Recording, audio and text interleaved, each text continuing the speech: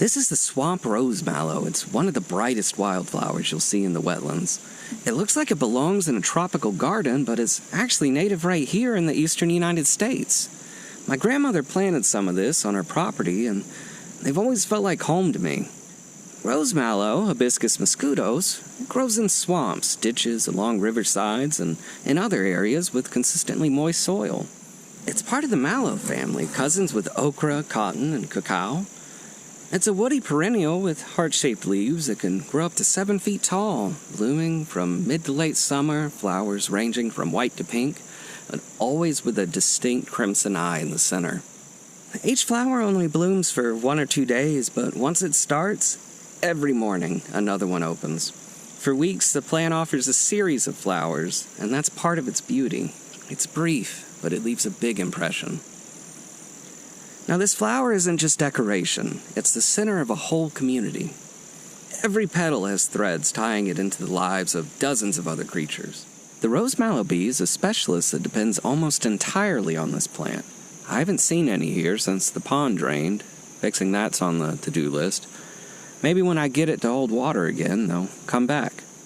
Males often sleep right inside the flowers overnight, waiting for dawn and the chance to meet a female.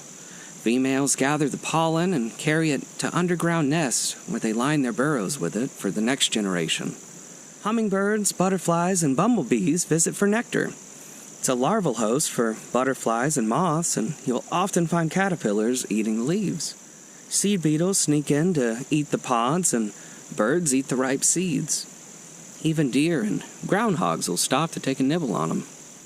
People notice this plant too for more than just its showy petals.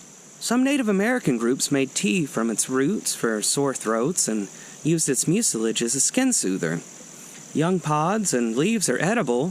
When cooked, the pods taste a little bit like okra. Today, wetland restoration often includes the swamp rose-mallow. Its roots stabilize the soil and help to improve water quality, while the plant provides food and shelter for a diversity of wildlife, and its flowers draw pollinators. Food, medicine, habitat, and the joy of looking at it. There are little quirks, too. It's surprisingly tolerant of salty soils. You'll find it thriving in coastal areas, along the edge of salt marshes and around brackish estuaries. You'll also find a wide range of garden varieties.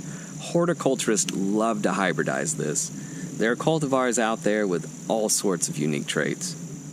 Even when its petals fade, the rose-mallow carries itself onward, in seeds and beetles and bees and in memories. To me, the rose-mallow is more than just a flower.